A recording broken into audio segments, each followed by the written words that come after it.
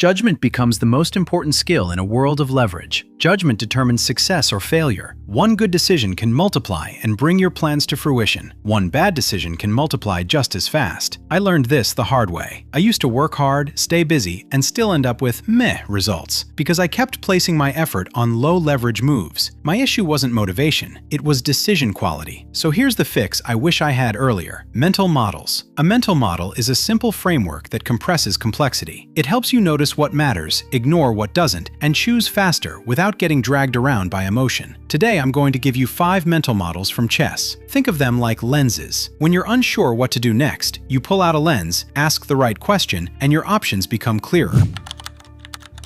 Model 1. Control the center. In chess, the center matters because pieces placed there influence more squares and give you more options. It's not just aggressive, it's efficient. So the question this model forces you to ask is, what is the center of the board in my situation? Where is the position that gives me the most influence with the least exposure? In real life, the center is often hidden because you have endless moves. Take weight loss. You can chase routines, supplements, and hacks, but a useful first-pass model is energy balance, intake versus expenditure over time. And if you're busy and can only pick one lever to start, controlling intake is usually more direct than trying to out-train a poor diet. In business, a simple way to find the center is to ask what's currently deciding survival. Most businesses rotate around getting customers, delivering value, and managing cash so you don't die before you figure it out. If you don't have a real offer, build it. If you have an offer but no attention, fix distribution. If cash is leaking, fix the leak. Control the center first, then expand.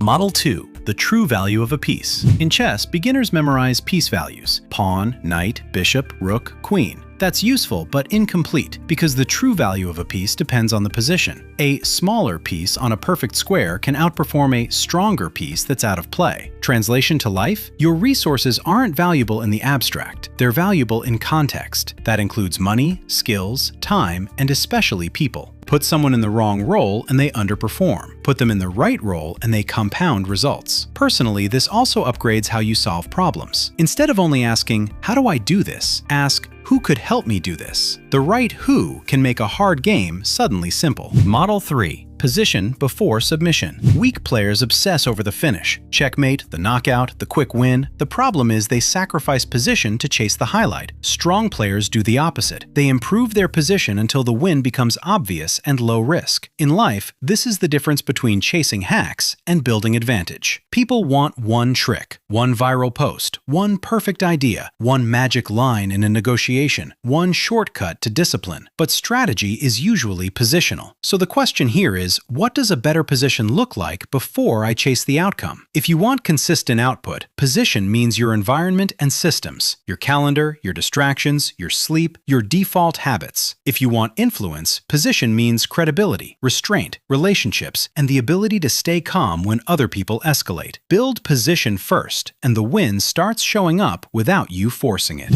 Model 4. Own the initiative. In chess, the initiative means you're calling the shots. Your opponent is responding. It's not necessarily a reckless attack. It's tempo and forcing moves. In real life, initiative creates momentum, and momentum matters because it changes what actions feel possible. Objects at rest tend to stay at rest, and objects in motion tend to stay in motion unless acted on by an external force. That's why starting is hard. But once you have motion, maintaining progress tends to feel easier than creating progress from zero. So the decision question becomes, which option gives me momentum? Don't only ask which is best on paper. Ask which creates a chain reaction. One call that leads to the next call. One upload that makes the next upload easier. One habit that makes the next habit more likely. Owning the initiative is how you stop living reactive and start steering. Model 5. The hardest move to find is the retreat. There's a quote often attributed to Vasily Ivanchuk: "The hardest move to find is a night retreat." Sometimes the best move looks like going backward because we confuse forward motion with progress. So we stay in jobs, relationships, projects, and commitments that drain us because quitting hurts our ego. Strategically, a retreat can be repositioning. It can free time, attention, and money so you can attack the game from a better square. So here's the final question to ask. What move am I not even considering because it feels wrong? The project you need to kill, the customer you should fire, the habit that masks itself as productivity, the identity you've outgrown. If you can can see the retreat without ego, you unlock options, and options are power. That's how you think like a strategic genius. Control the center, value pieces by context, build position before chasing the finish, own the initiative, and don't fear the retreat that sets up your next advance.